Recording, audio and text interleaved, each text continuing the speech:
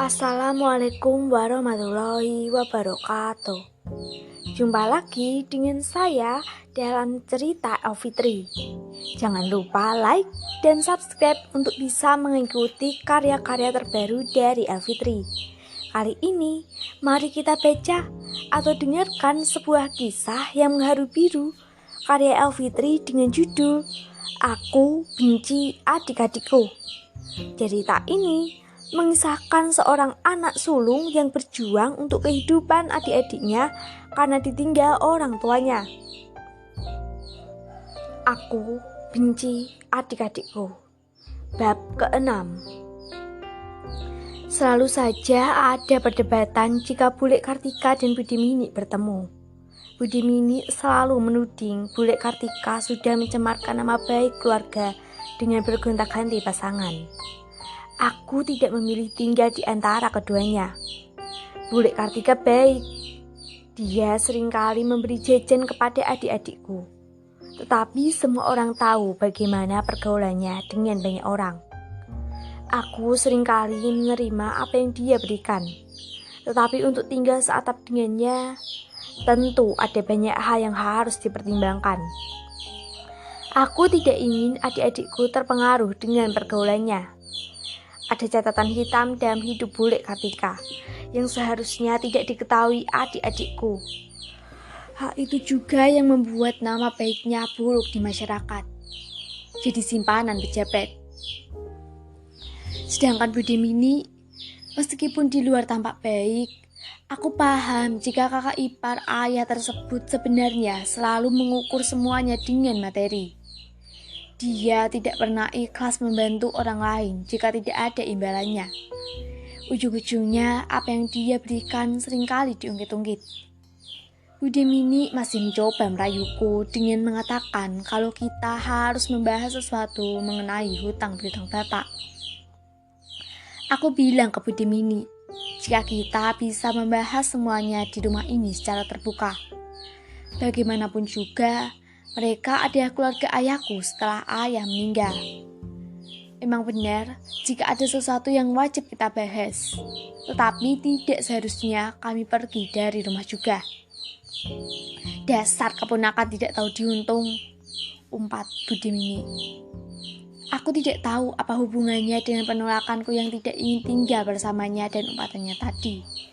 Yang jelas, gara-gara umpatan Budi Mini, adik-adikku yang kecil terlihat ketakutan. Dasar mak lampir, umpat Murni saat Budi Mini meninggalkan rumah. Hus, Suci berusaha untuk menasihati Murni.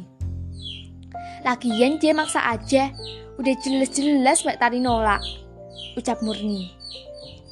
Meskipun begitu, kita tidak boleh seperti itu sama orang tua, ucap Suci. Suci, meskipun baru kelas 3 SMP, tetapi sifatnya tampak lebih dewasa.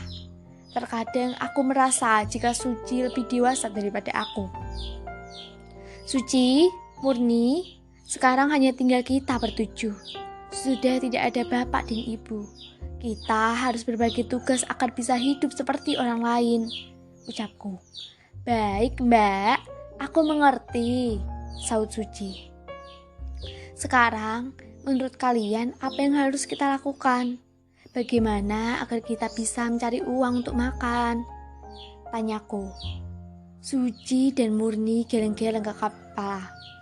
Jangankan mereka berdua, aku yang paling tua pun tidak mengerti apa yang harus aku lakukan agar mendapatkan uang, sementara aku masih sekolah.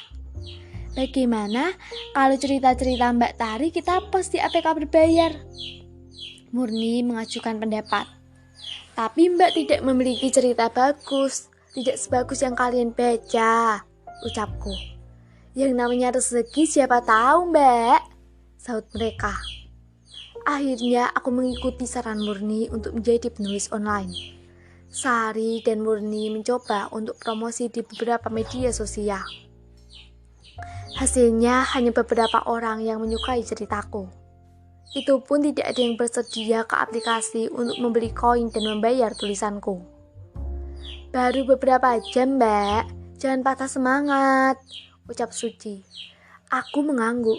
Tampaknya menjadi penulis bukanlah saran yang tepat. Aku lihat untuk menjadi penulis butuh waktu lama agar cerita kita bisa diterima oleh banyak orang. Sedangkan esok hari aku dan adik-adikku sudah butuh makan.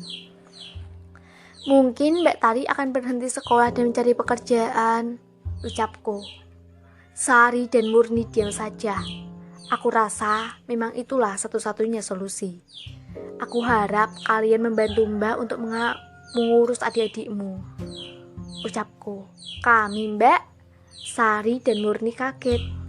Mungkin ini terlalu cepat, tetapi kalau tidak dibicarakan sekarang, mau kapan lagi? Mbak mau cari pekerjaan, tidak mungkin kan akan membawa tangguh dan berlian, ucapku. Lalu bagaimana dengan sekolah kami, Mbak? Tanya Suci. Sejenak aku terdiam. Benar juga. Bagaimana sekolah mereka jika aku menyuruh Suci dan Murni untuk mengurus adik-adiknya? Aku diam saja. Kita pikirkan lagi nanti. Aku minta kalian awasi adik-adik kalian. Mbak ingin tidur sebentar, ucapku.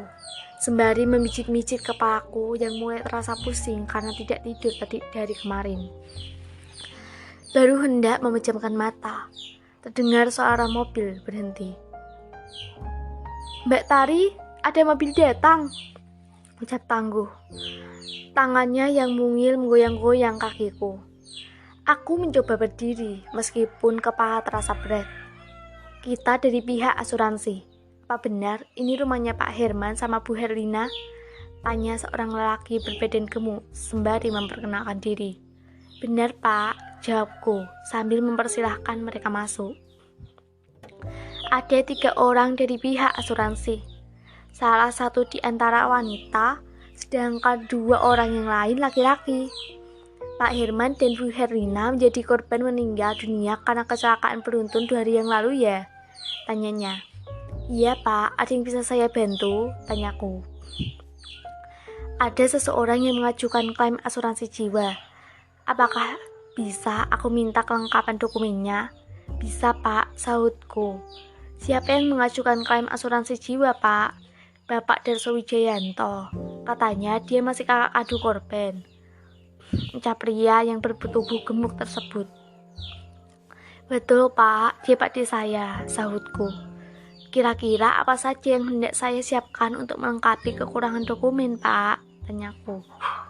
Kamu bisa menyiapkan KTP kedua orang tuamu, kakak, dan akte lahir kamu jika kamu belum punya KTP, sahut petugas dari asuransi tersebut. Baik, Pak, akan segera saya siapkan, sahutku. Aku segera mengambil dan menyerahkan kelengkapan data yang diminta oleh pihak asuransi tersebut.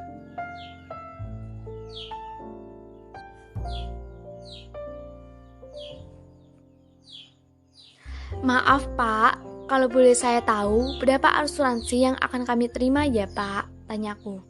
Sebenarnya aku tidak ingin membahas uang seakan-akan aku menjual kehidupan orang tuaku. Tetapi aku memikirkan nasib adik-adikku ke depannya. Jika seandainya uang asuransi kematian bapak dan ibu cukup untuk biaya pendidikan selama beberapa bulan ini, aku akan merasa tenang. Masing-masing orang 50 juta. Jadi nanti kalian akan mendapat asuransi 100 juta, ucap orang yang ada di depanku. Berapa kira-kira cairnya Pak?